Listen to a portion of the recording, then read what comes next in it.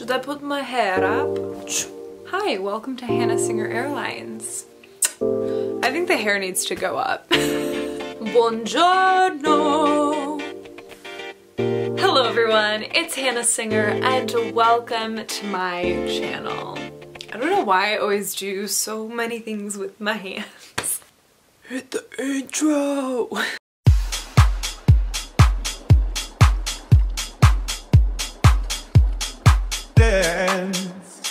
Something about the way you look to me, yeah. Give me a reason, and I will dance,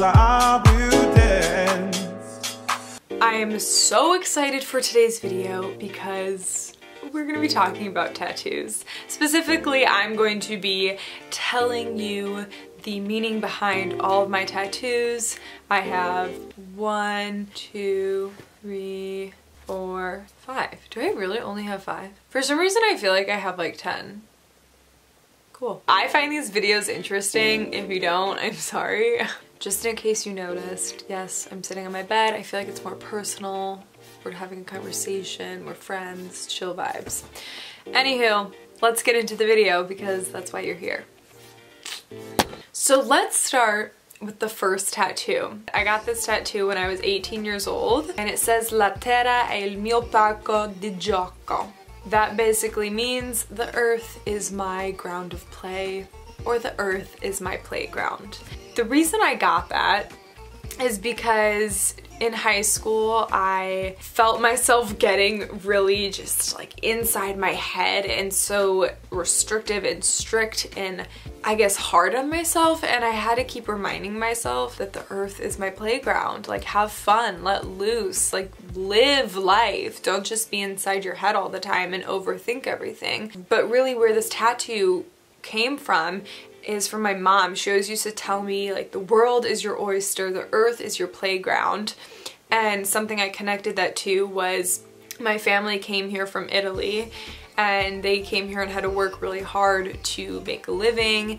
I think it's just a really cool story and it reminds me of that story. It reminds me to stay grounded and to adventure and explore and to see the world, to experience different cultures and to experience different lifestyles. I think it's so important. It is in my grandma's handwriting, which means so much to me. I was set on this tattoo. I had planned it at least like 6 months ahead before I actually got it, and I kept having my grandma write this phrase for me and she was like, what do you need this for? And I was like, well, I'm doing like a project on Italian. I didn't even start learning Italian. I was learning Spanish and still practicing Spanish. So she never crossed her mind, like, why does she need this for an Italian class? But then I got it and I came back and she was like, what the is on your body? Like, what did you do? And started freaking out. This was my birthday and she was just so livid, and then she realized that it was her handwriting and she started bawling. She's the best. I'll insert a picture of my amazing nonna. But yeah, so basically it's a reminder to be free, to enjoy life, but also to be grounded at the same time and to connect to my roots, to my Italian roots. So yeah, I love it. It's my first tattoo. It's definitely not as crisp and clean as it was when I first got it, but you know what? By the time I'm 80, it's going to be just black lines on my body and I'm okay with that. So the next tattoo that I have, this little baby right here, is the Libra sign. There's kind of a few different meanings behind this. So basically Libra is about balance and that's kind of what this symbol represents. I didn't like have this planned necessarily. It was more of just my birthday was coming up and I was like, I want a tattoo. And then there was a tattoo shop and I said, well, let's go spend some money. Actually, a cool story and what really inspired me to get this tattoo was when I was in California. There was this shop, they purposely had all these signs up that said like, put your phone down, pretend like it's 1962 or something. And then they had all of these games out, like board games and books, and you know, just the coolest things, and I was like, oh my gosh, I love this. So I picked up a book on zodiac signs and astrology, of course, and I thought this was so cool, and I didn't really know a lot about it. I wanted to know more about like my sign, and I remember reading this book. I was like, oh my gosh, this is literally me to a T. It was so accurate in so many ways, and I felt like I kept getting signs throughout the year, just like reconnecting me to being a Libra. I don't know, it just kind of, it all flowed. It wasn't like I need to get a tattoo because of this. I love this idea of balance because it's something I struggled with a lot. I'm a very passionate human being, so like if I love something or if I get interested in something, I go all out, like go big or go home. To have a reminder of balance and to like take a step back sometimes and know that like you don't have to always go all in is a great reminder, and just balance with everything. And I like how it's on my wrist because it's something that I see all the time, which is really cool. So that's my Libra tattoo, and now we'll move on to the third one. I'm obsessed with this one. Obsessed. I don't know if my legs are shaved, I don't care, but I'm showing you. Oh. I do not stretch today. Okay, so obviously this is upside down. I'm just obsessed with this tattoo, and it has a lot of meaning too, per usual. This tattoo kind of came unexpected out of nowhere. If you didn't know, if you haven't seen my video, go watch it. I changed my major, which to me was a very big life change. I had like a bit of an awakening. I'd say actually a full awakening during quarantine, and a big part of that was me getting really into meditation and really into yoga, and something that kept coming back up was like letting go, and that's something that I'm still doing every single day, and it was so hard for me, and it's something that I really sucked at in the past, and it's something that I really work on every single day. There was so much that I was holding on to physically and mentally and emotionally. When I got certified in yoga and we were talking about like Kundalini yoga and all these different things, and I was meditating and doing yoga every day,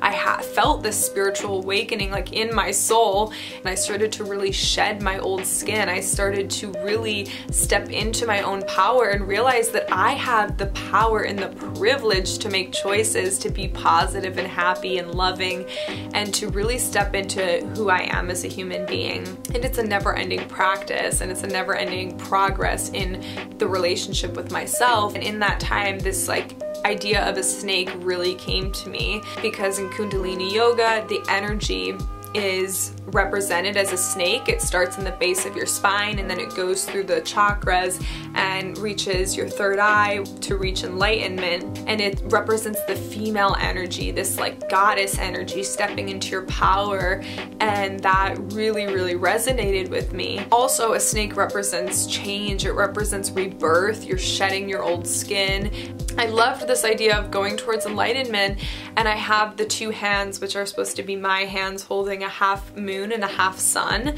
because I think you have to have balance. So it goes back to that idea of balance that I really resonate with. And so for me, it was kind of finding my way back to balance, and I'm always finding my way back to balance. I also wrote a little blurb on it that I love. I said, "We give away our balance in return for the choice of others, society, and the dream of the world, instead of harnessing our own power and using our hands to choose and to find the balance we already have within." I love that. You have the power to go within and to choose to create balance within, and I think that's so beautiful. Look how fine that line is. We are almost done. 2 more to go. I couldn't imagine if I had more tattoos. This would take me like 2 hours. Next tattoo. Finger tat. Not gonna flick you off. I read a book called The 4 Agreements by Don Miguel Ruiz. I immediately was just blown away. Like every page I was like, yes.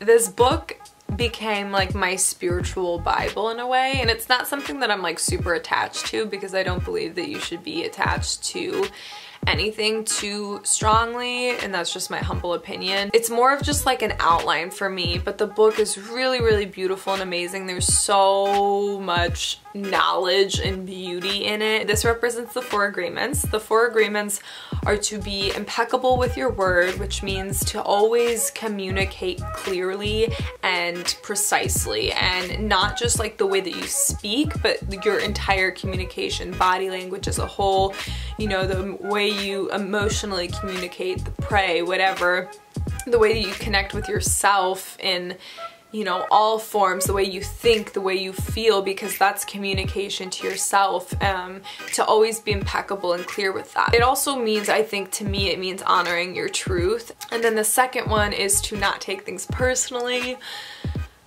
I feel like I need to say this on like a megaphone, like, do not take anything personally. What everyone does has nothing to do with you.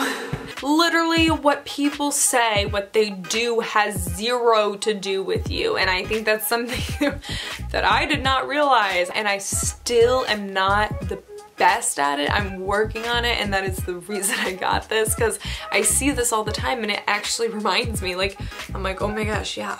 4 agreements, okay. The third one is to not make assumptions, and this is a very big one as well, because we are so quick to judge and assume. We assume so much in life about other people.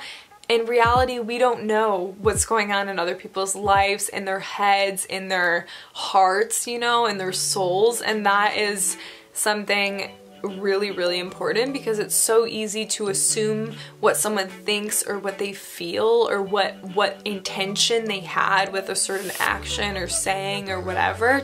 That can be a very tricky situation to be in, because you're pulling power away from them and you're creating miscommunication, taking things personally and like making assumptions. It's not like we're doing these things to be like inherently evil. I think it's just a natural part of our human, you know, construction within the society that we live in today. Which takes me to the last one, which is to always do your best. So no matter what, no matter how many times you mess up, if you're always doing your best, that is all you can really do, and keep doing that. Definitely check out that book, The 4 Agreements. It is worth every single penny.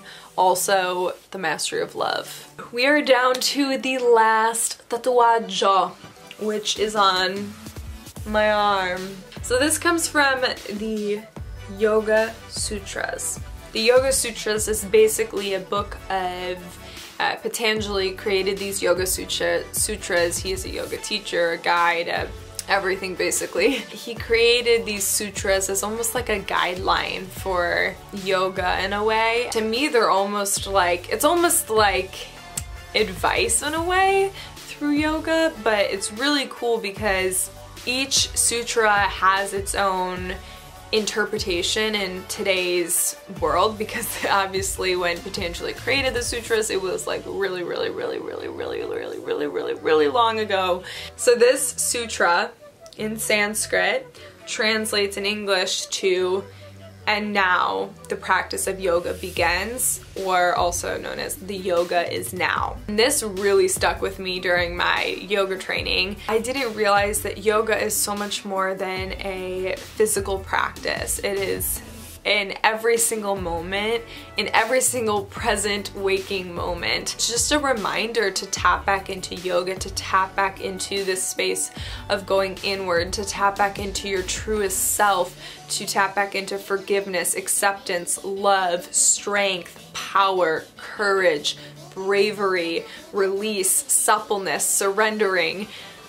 Like, there's so much to it, and I love that, because in every moment we're given different challenges, whether they're little or big, and to have that reminder, like, the yoga is now, the practice of yoga is right now in this moment.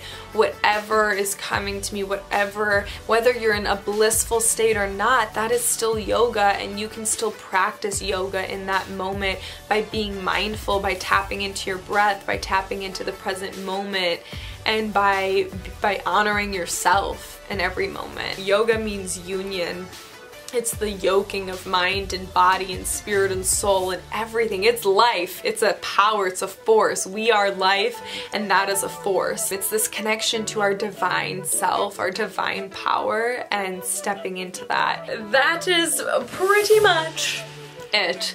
Those are my tattoos. I love them so much. I probably will get more at some point in my life. I hope you enjoyed hearing the story behind my tattoos and the meanings behind them. Make sure you subscribe to my channel. I upload every single Wednesday. Hit the notifications bell. Give this video a like if you enjoyed it. Definitely leave a comment. I love chatting with you all. And also shout out to the new subscribers. There's been a couple new subscribers, and I love having people join this little tribe here on YouTube. Obviously this isn't a huge community, but I still really value all of the people who watch these videos. It means so much to me. Definitely check out my videos because I upload every single Wednesday. I will see you next week, and always remember to let the earth be your playground. Peace and love. She's a Mona Lisa. Everyone's lining up to see her. There must be something that features. You'll find her beauty goes much deeper.